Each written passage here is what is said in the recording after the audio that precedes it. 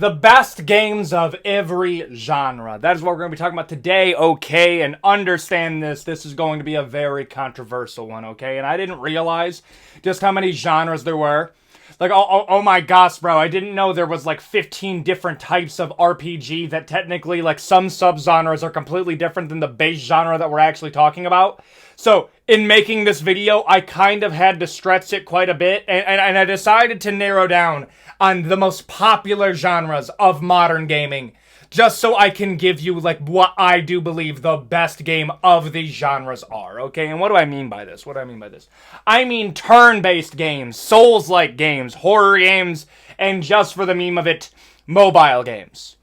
We're going to be going over quite a bit more than that, but I'm going to be giving you what I believe is the best, and honestly, sometimes what I believe the second best is, okay? We're going to have a lot of hot takes in this video, and a lot of these games were specifically requested by you, and some of these were by me, okay? That's just the truth of the matter.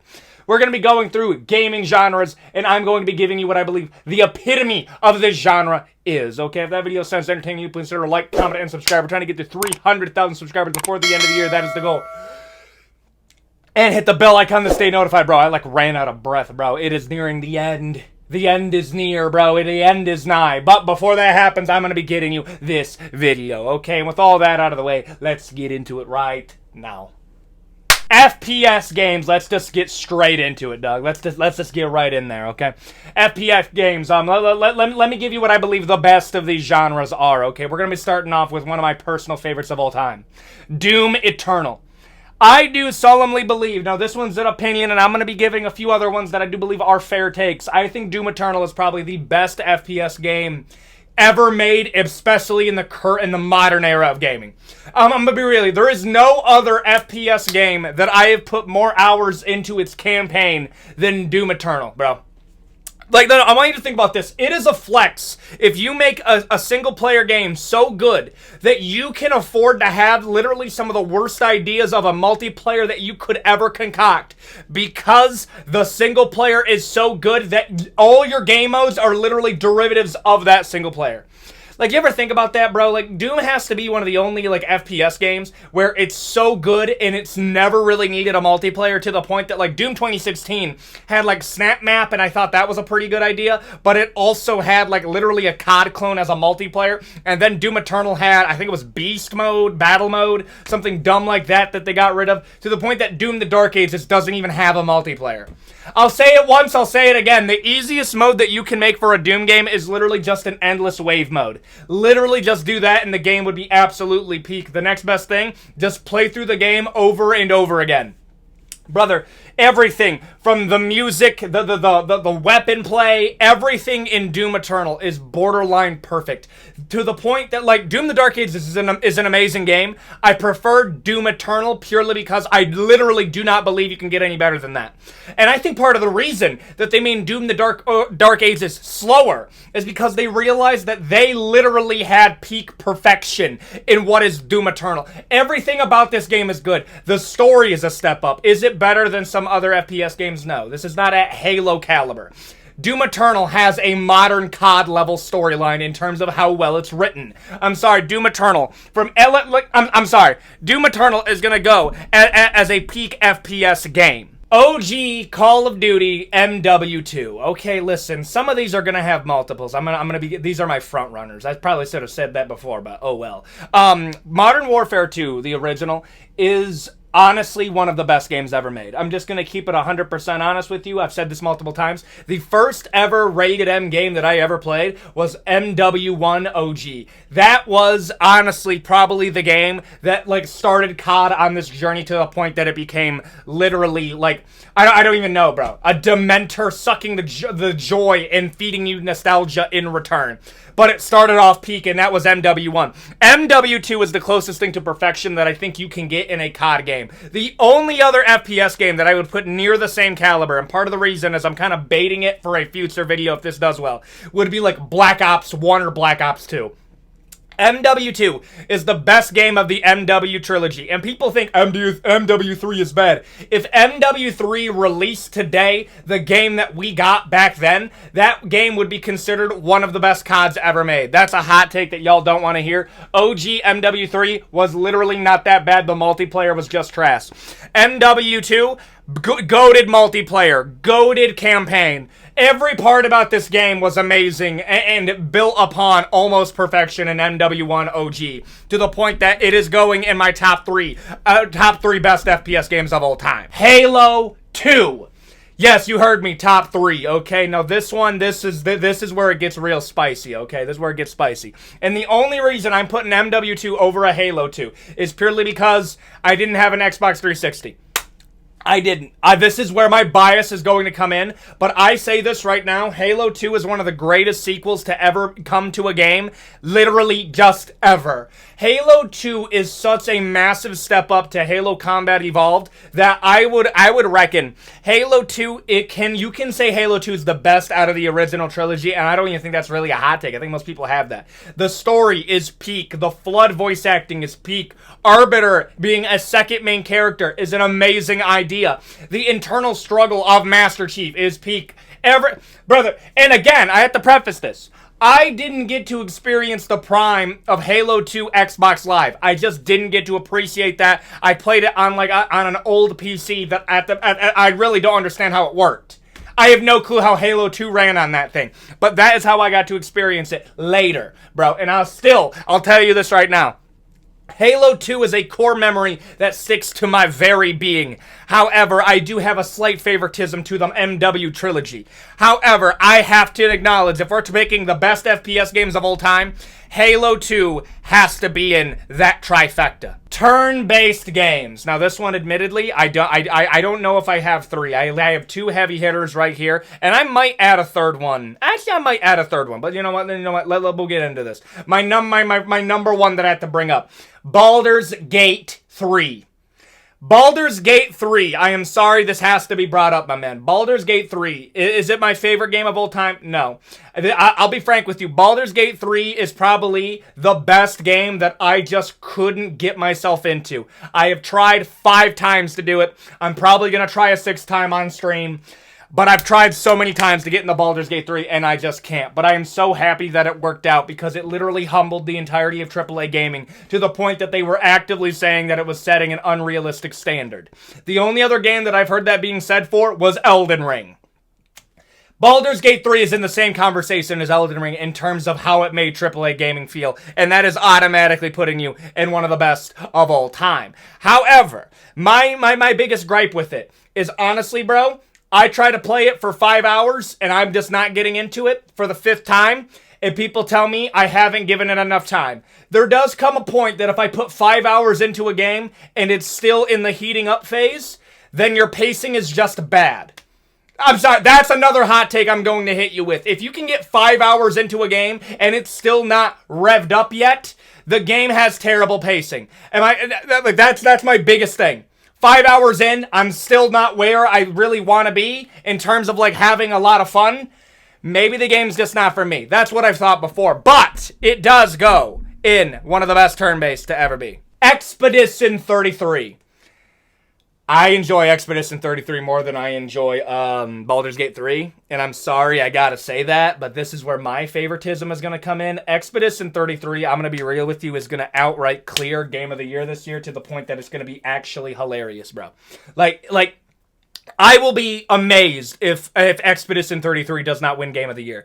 Everything about this game, from it being a small AA team, employees of Ubisoft, being probably one of my favorite turn-based games that I think I've ever played. There's only a few that are up there, but Expedition 33, from everything from its parry mechanic, literally just the other combat mechanics and synergizing with your team. The story's really creative. The world building's really cool. The art, everything about this game, I'm glazing.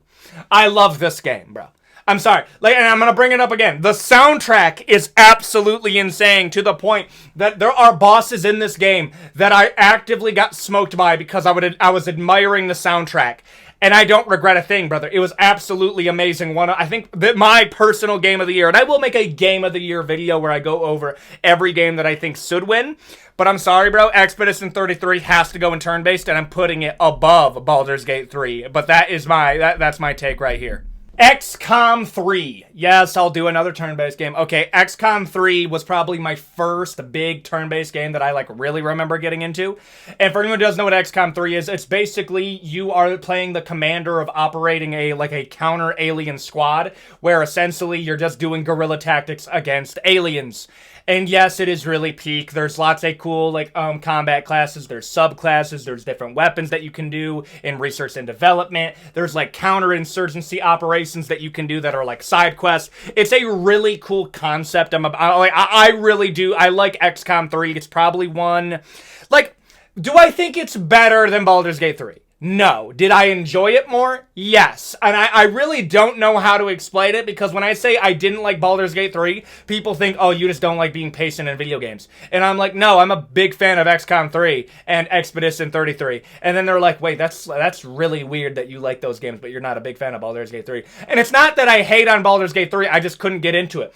XCOM 3, I think, might just have a way better opening. It has just occurred to me that I've been calling it XCOM 3 this entire time. Sorry for the weird cut there. So everything I said, XCOM 2. Maybe I was just praying that XCOM 3 ever happens. But no, apparently they made a spin-off where you play as an actual SWAT officer, where you have aliens on your teams and humans work with them. Now I'm starting to remember why I kind of softcore forgot about the XCOM franchise, because that is one of the dumbest ideas I've ever heard. That actually kind of got me into a bad mood. I'm not even gonna lie, dog. That might have gotten me into a bad mood. But I'm trying not to crass out right now. That's one of the dumbest ideas I've ever heard. You know what, bro? I'm putting XCOM at the bottom of turn-based just because it made me mad. If it says XCOM 3, I'm sorry. But damn, that made me mad, dog. Souls-likes. Elden Ring.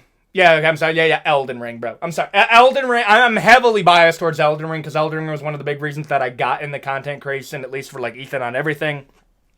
The lore of this game was co-written by George R.R. Martin. The world building is amazing. The bosses are at an all-time peak. It is the easiest to get into Souls-like that there is.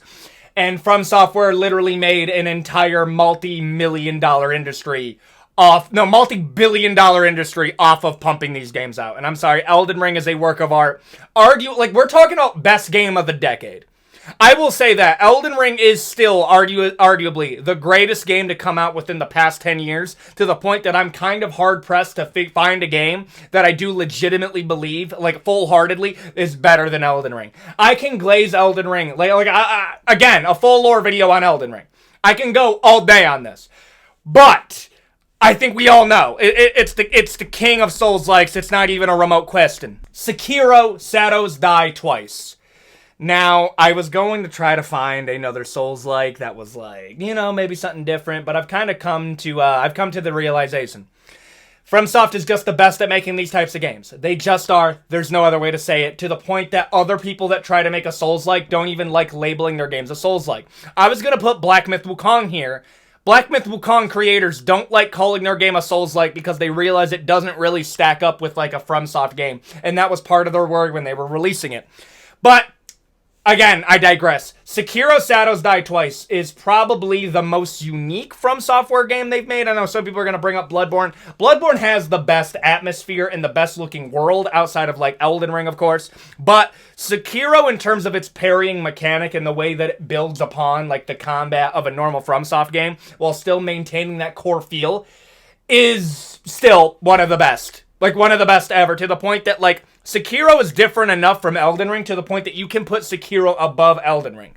I'm going to put Sekiro at second to Elden Ring. And no, I did not do a third, because it would have just been Bloodborne or Dark Souls 3. And at this point, it's just From Software. Skyrim. Here's the truth, dog. Okay, I understand there's a lot of hot takes when it comes to Skyrim, and I'm gonna be real here, dog. Skyrim is the low taper fade meme of the gaming industry, and this is what I mean by that. It's a meme that should be dead, and it keeps on coming back in one way or another. And normally that would be the 6-7 meme, but the 6-7 meme will eventually be forgotten. The low taper fade meme is going to be, like that was dragged way farther out than it needed to be. That is how I feel about Skyrim. Skyrim will, and I'm not even kidding you, Skyrim will, and I bet this with everything, is going to receive at bare minimum one final remaster or remake, and it's going to be an Unreal Engine 5. I am telling you that is going to happen. You will live through, I'm not even kidding you, 5 remasters of Skyrim. I'm not kidding. If you consider everything that it's been made for, it's more than that. You will see one more out of Skyrim, and it's because it is literally one of the greatest RPG adventure games ever made. You can do RPG, you can do adventure, they're kind of like, I'm putting them together for the sake of this. Skyrim was the game that walked so a lot of these games that come after could run. And Skyrim still fucking ran. And I'm sorry, bro. The people are going to bring up, well, the modding industry. Brother, that's innovative in and of itself. The fact that the modding like industry was able to keep this game alive for over a decade and still alive to this day is genuinely insane. You have to put Skyrim as a top tier adventure RPG, not even a remote question in my mind. Witcher 3 Wild Hunt. Now, this is where it's going to make some people mad, okay? I do believe Witcher 3 Wild Hunt is not better than Skyrim. And part of the reason that I do that is I think Skyrim, for everything that it was able to do with not really having a ton of predecessors before it outside of Oblivion, I think is genuinely one of the most impressive things ever done in gaming. Now, what Witcher 3 does that's super impressive is what Baldur's Gate 3 does. You ever notice that? Witcher 3 and Baldur's Gate 3 literally coming from franchises that had like a cult following but were never mainstream. And then the third game comes out and it literally builds out the entire fan base overnight. Is crazy. That is crazy. I don't know what to tell. That's legitimately insane, bro. Okay? I have to give it that respect. And this is what I mean. Skyrim had to walk so Witcher 3 could run, but I would still favor Skyrim over a certain part of things, especially when it comes into the RPG elements and making your own character.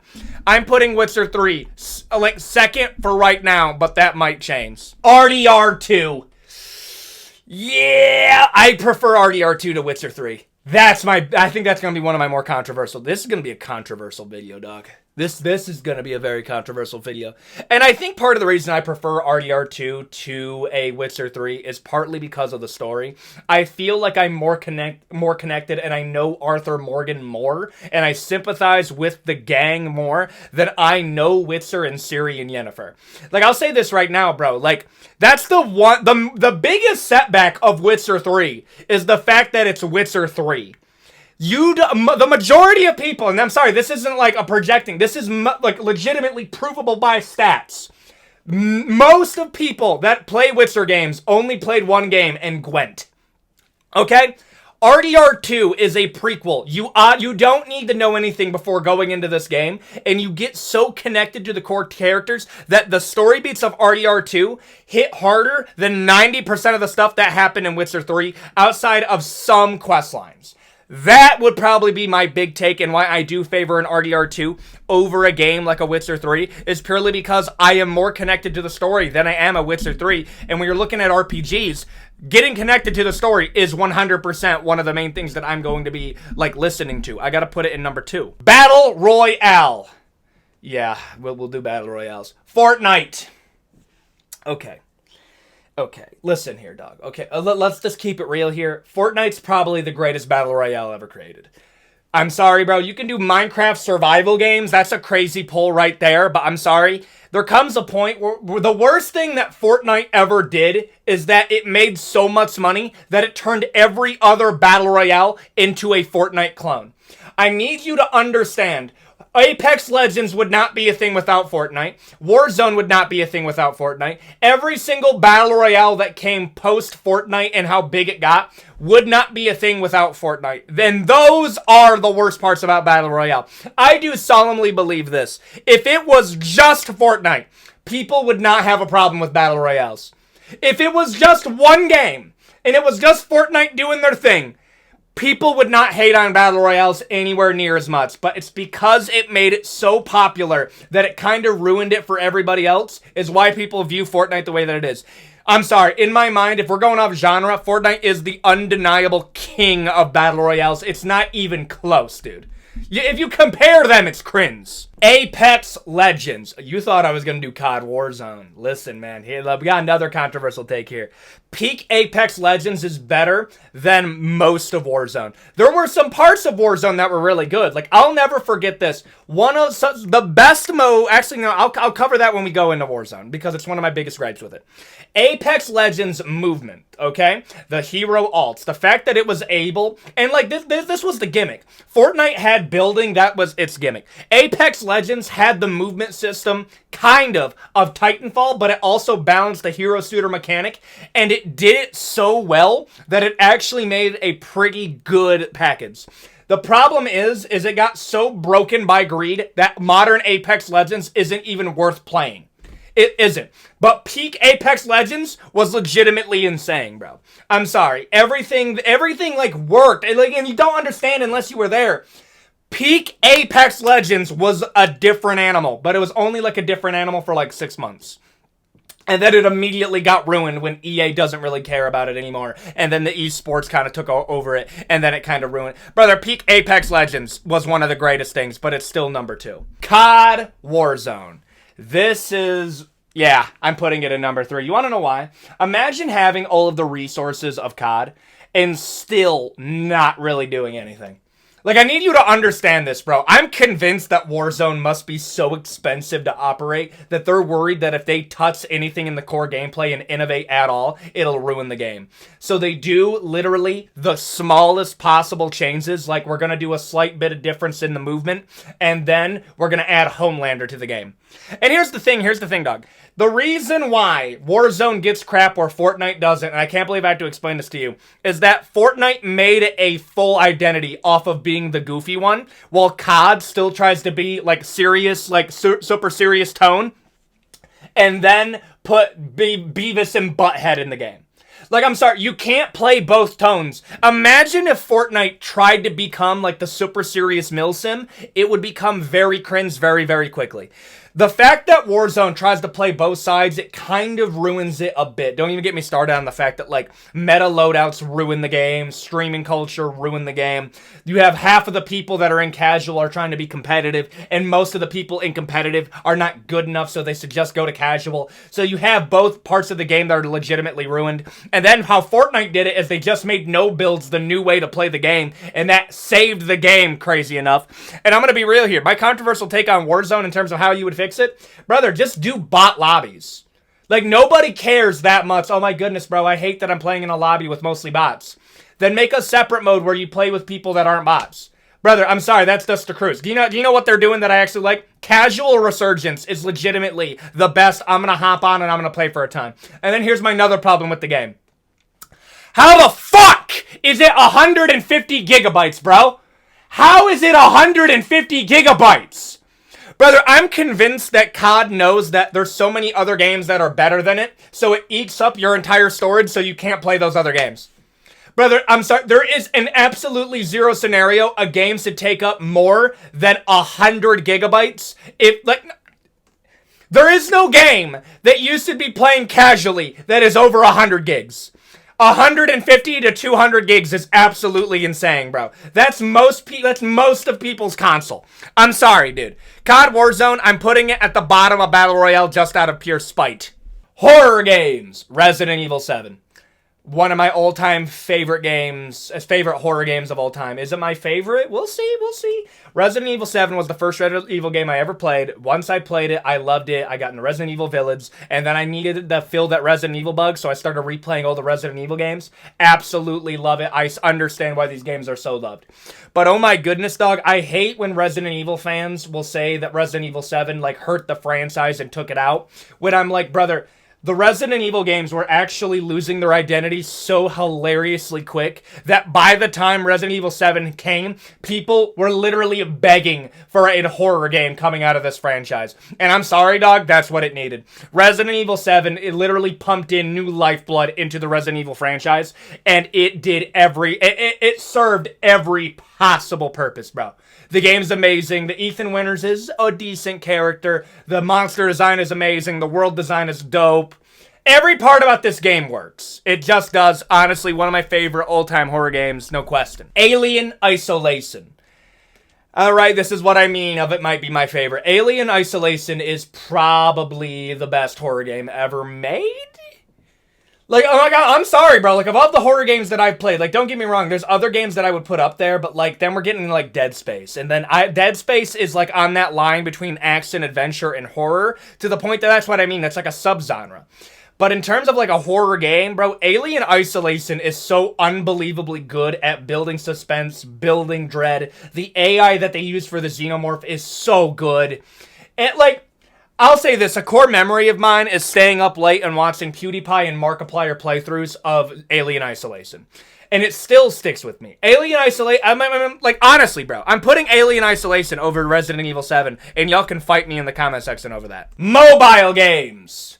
Clash Royale. Clash Royale is probably the best mobile game ever made. There's a few other games that you can put up. But, like, I'm going to be real here, dude. Like, it's kind of insane how long Clash Royale has been around and is still not really challenged.